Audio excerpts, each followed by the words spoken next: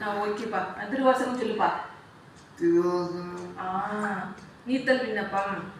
நீத்தல் விண்ணப்பம். சச்சயனே மிக்க தன்புணல்வின் கால் சொல்லலாம். கால் நிலம் நிலம் நெருப்பு விச்சயனே விட்டெழுதி கண்டாய்